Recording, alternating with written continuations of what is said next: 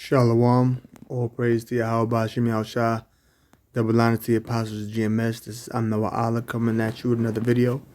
And in this video, I'm going to be focusing on, this is the topic of Esau and, Esau's pride. So let's get right to it. This is the book of Obadiah, chapter 1, which Obadiah only has 21 verses. So it's one chapter for 21 verses. Obadiah 1. I'm going to start from verse 3. The pride of thine heart hath deceived thee. Let's stop right there. Right, so the pride of Esau's heart has deceived him. So what you see right then and there, Esau, Edom. When you go to the first verse, Obadiah 1:1, the vision of Obadiah. Thus saith the Lord power concerning Edom. We have heard a rumor from the Lord, and an ambassador sent among the heathen. Arise ye, and let us rise up against her in battle. Behold, I have made thee small among the heathen, thou art greatly despised. So when it says he's small among the heathen, it's saying he's greatly despised. That's what it means.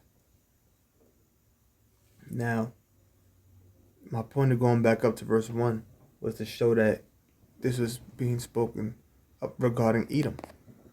So now that we know it's being spoken regarding, let me go to that word small.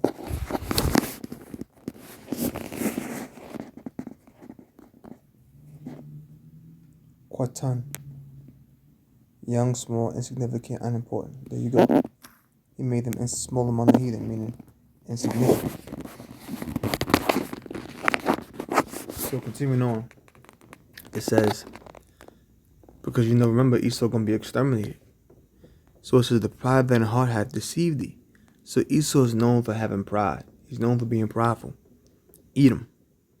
And his pride has deceived him. In other words, his pride has led him to believe things about himself that which is not true.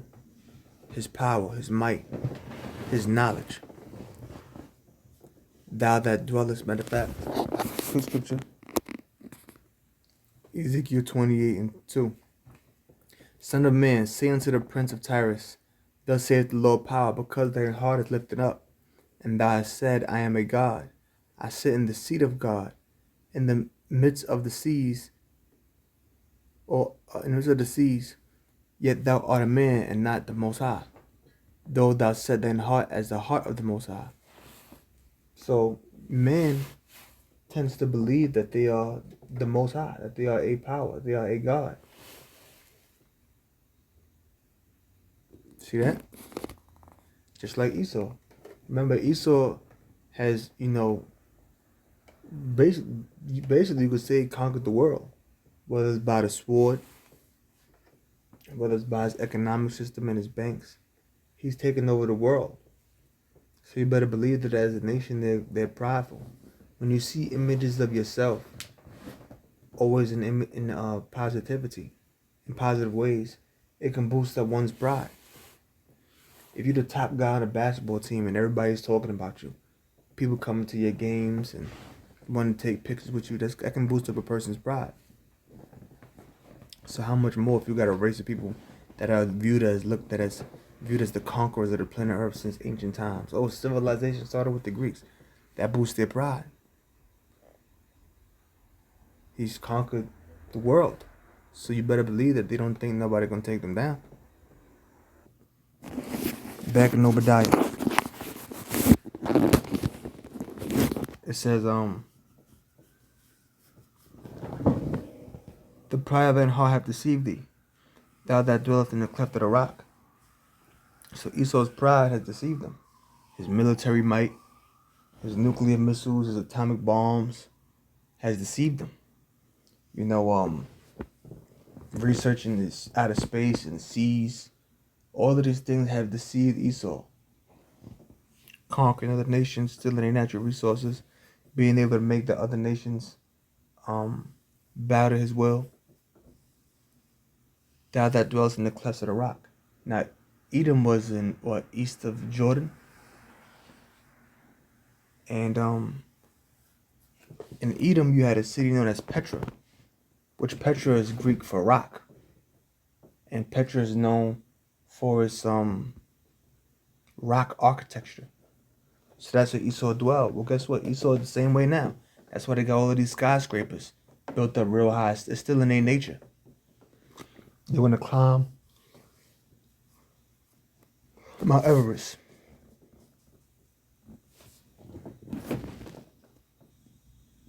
Here's an image right here, Petra. See that? It says the road to Petra. See that rock? See that stone architecture? And I said Petra was in East Jordan. It was Southern Jordan. You know, they want to explore the caves and they want to go to Grand Canyon in Colorado.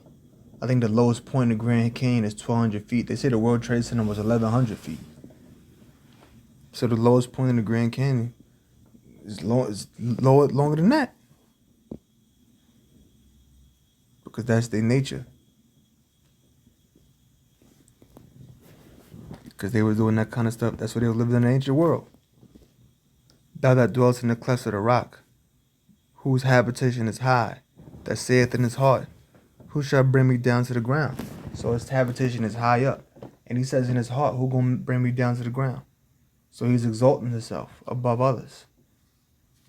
Living in the mountains, in the ancient world. They got these big high-rise skyscrapers that only they could live in because they're the rich. It's synonymous with their nature in the ancient world. You know? And they say in their heart, meaning in their mind, to themselves, who gonna bring me down to the ground? I'm Esau. I'm the great white man. And they saying nobody could bring me down. I'm on top of the world. This is how they really feel. Trust them. Trust me. They don't never think they're going down. They feel if there's a third world war, they're gonna win. Because history has yet shown America see defeat. So they can't even picture that. It's like Mike Tyson in his prime. Nobody could ever picture him losing. Roy Jones in his prime. Nobody could ever picture him losing. Sonny Liston in his prime. Nobody could ever picture him losing. But all those guys lost at some point. Continuing on. It says, Proverbs 16:18. Pride go before destruction, and a haughty spirit before a fall. Before a fall. So your pride goes before your destruction. And the haughty spirit, haughty means pride, goes before your fall. So as great as your pride is, as exalted as your pride is, that's how great your fall gonna be. So if a person's pride is through the clouds, imagine how great that fall is gonna be. You understand?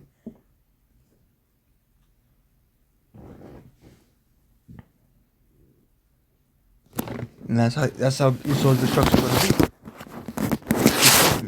Trust the scriptures, excuse me.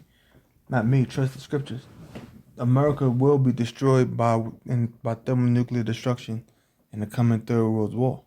Because America is Babylon the Great according to the Bible. Job 20 verse 6. Though his excellency mount up to the heavens, and his head reach into the clouds. Right, his pride is reaching up to the clouds. He exalts himself high. His habitation is high. Not just literally, but figuratively. Yet he shall perish forever like his own dung. They which have seen him shall say, where is he? He shall fly away as a dream, and shall not be found. Yea, he shall be chased away as a vision of the night. So those who saw him gonna not gonna see him again. He's gonna perish forever like his own dung. In the ancient world, when you go and use the bathroom, if a person went and used the bathroom outside somewhere, what do they do? They'll bury it. They spoke about that in Deuteronomy. They would take something and they'll bury it. That's what you would do when you use the bathroom. And you'd never see it again. You know? Today, you use the toilet, you flush it, you never see it again. That's what's going to happen to Esau. And it says, they which have seen him shall say, where is he? Where is God at? He shall fly away as a dream and shall not be found. You ever had a dream and you woke up in the morning, then what happens? In time, you forget about it. Yea, he shall be chased away as a vision of the night, like a dream. The eye also which saw him shall see him no more, neither shall his place any more behold him. And you might say, brother, you saying that's talking about Esau, but it don't say Esau right there. Remember, it says they're not going to see him no more, right? Obadiah, the 18th verse. In the house of Jacob shall be a fire. That's you Israelites. In the house of Joseph a flame. So Jacob and Joseph is talking about the 12 tribes of the nation of Israel. You so-called Negroes, Latinos, and Native Americans, based upon your father's line, his father to his father to his father. And the house of Esau shall be for stubble. So the house of Jacob going to be a fire. Esau a flame, and Esau gonna be for stubble. And what's gonna happen? They'll get burnt up.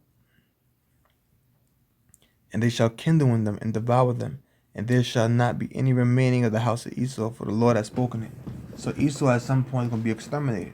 So when it says they that see him are not gonna see him no more, what's that talking about? Esau being exterminated. What other place in the scriptures does it mention a nation of people being completely wiped off the face of the map? Wiped from existence? Nobody. So in that scripture in Job, it has to be talking about Edom, due to the process of elimination. There's no other such scripture as this. You know what? I'm going to end it right there. There's two more scriptures I want to go to. This video will be a little bit long if I go into them scriptures, but I want to use them scriptures for another topic. I just thought of it.